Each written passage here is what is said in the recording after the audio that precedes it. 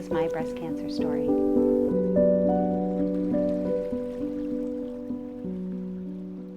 I wanted to document everything in one place from start to finish, and not only for myself, but hopefully to be an encouragement for someone else that may be walking through a similar season. Many of you already know Brad's story with acute myeloid leukemia.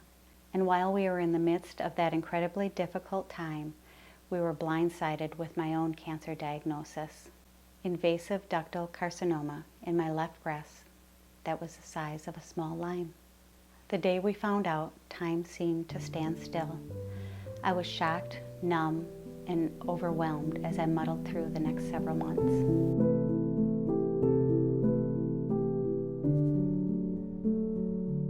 It started last September when I saw a new primary care physician. She had suggested a mammogram because it had been a few years since I had had one. And then she apologized because it was going to be another month before I was able to get in. I told her no problem, I'm not worried about it, and she scheduled the appointment for me. In October, I went in for the screening, and the technician was taking a lot longer than normal, and she kept taking more and more images of a certain area on my left breast.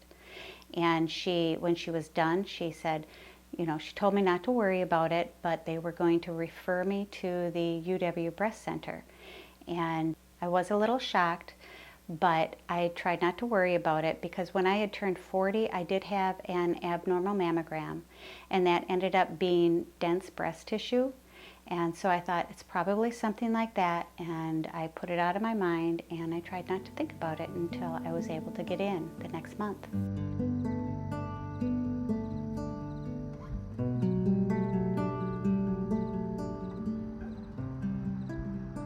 On November 20th, I went in for what I thought was going to be a pretty routine appointment, and I left in disbelief. During the mammogram, they had identified a large mass, or possibly 3, and they wanted to do an ultrasound after that so that they could see a little bit better and a little differently. An ultrasound followed, and as the technician kept going over the area again and again and again, I could feel my tears start to fall, and I knew that I had cancer.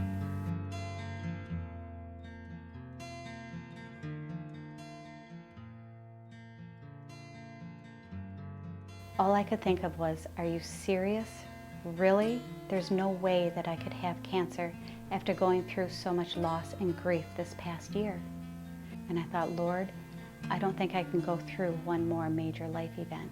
Even though Brad was extremely supportive, I felt alone and abandoned.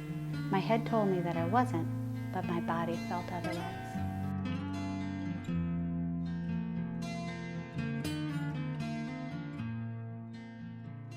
I took a deep breath and I thought, okay, let's just see what the doctor has to say.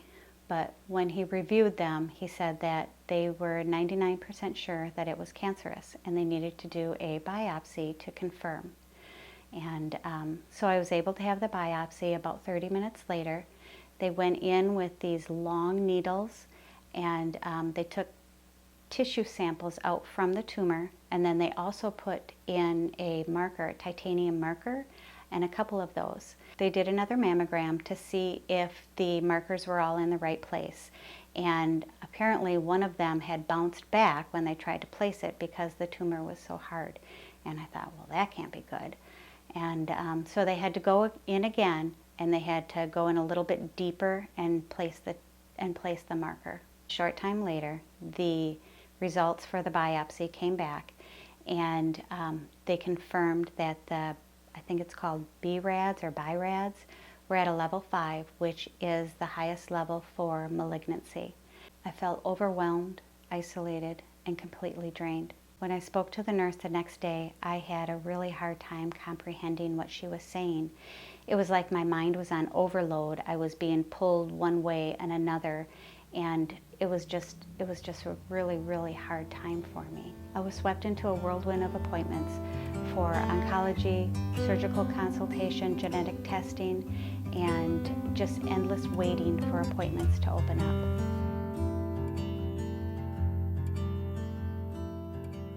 During this time, I tried to pray, but oftentimes it felt like my faith was just just out of reach.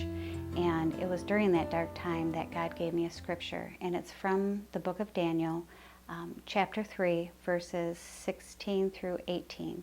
And what spoke to me was a short phrase in there, "but if not."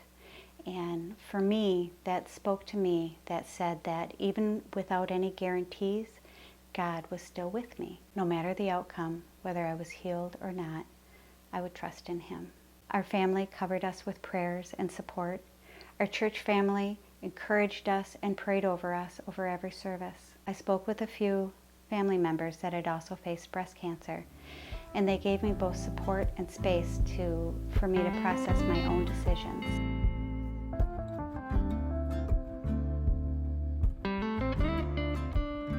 Breast cancer treatment is profoundly personal. There's no one size fits all.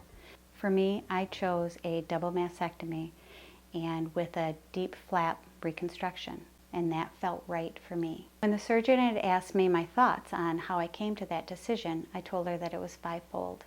One, I had a family member who had a single mastectomy, and she has had just so many frustrations over the years. She always felt unbalanced. And the second thing was, I never liked being large-chested, and I looked at this as an opportunity for change. Third thing was, I wanted to reduce my risk of reoccurrence, even if it was slim. The fourth thing is, I wanted to avoid radiation if I could, and if I had both breasts removed, then that would lower my chances for radiation. And most of all, I wanted symmetry, and I wanted peace of mind. On January 24th, I had the bilateral mastectomy, and what the surgery confirmed was one large tumor in my left breast that was 45 millimeters large, which is about the size of a small lime, and then in my right breast they found ductal carcinoma in situ, which is breast cancer stage 0. Finding the cancer in my right breast really validated me in my decision to have the double mastectomy.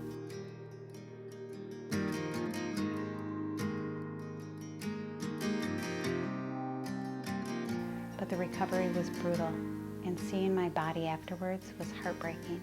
I was surprised at the emotional toll that it took on me. Looking down at my chest, I felt like I was looking at a deflated rag doll that was deformed and amputated. It was really hard. It was harder than I thought that it was going to be. I was sent home the next day. I felt overwhelmed and discarded. I wasn't on a cancer floor, and it was more of an overflow area for just a wide variety of surgeries. It was not what I had expected after seeing the incredible care that Brad received when he was on the cancer or the oncology floor, B66 at the UW hospital. And had it not been for a friend of ours that is a nurse, she came to the house and she taught Brad how to take care of the drains, how to take care of the dressing, and she was able to give me the much needed compassion that I had needed at that time. When she came over, it was just such a godsend. She was incredible. And I think that anybody that goes through a breast cancer surgery should have the opportunity to have a visiting nurse come into their home and help them and help their caregiver with things. In the weeks that followed, there was an unbelievable outpouring of love and support.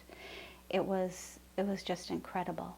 We had our kids, our family, friends, neighbors, even strangers that were sending us food, financial support, help around the house, encouragement, cards, prayers.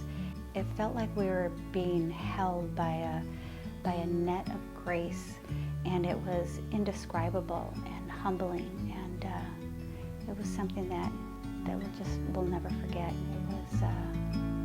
It was just really incredible.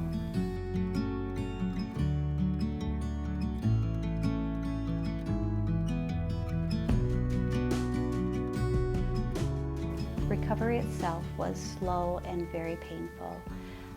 I had to endure 4 drains, and they felt like there were fish hooks in my flesh every time I moved. It was just really, really painful. I was weak. I couldn't lift I couldn't lift things more than just maybe a couple of pounds. I couldn't raise my hands any higher than my chest. I had a hard time brushing my hair. I had a hard time brushing my teeth. Brad had to go help me get dressed. He had to help me go to the bathroom. He had to help me in and out of the chair. I had to sleep in a recliner for a couple of months. He had to help me in and out of the chair, and it was just a rough recovery.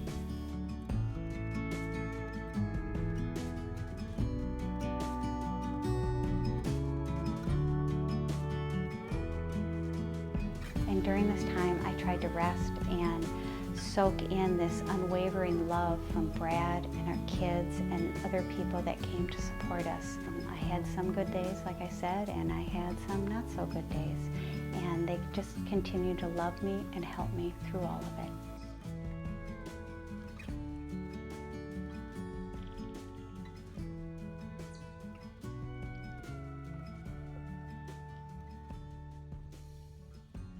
This path has felt more like a marathon, physically, spiritually, and emotionally. But through it all, I am grateful to be here, and I'm glad that I'm able to share my story, and hopefully it can help and encourage and remind someone else that you're not alone during all of this.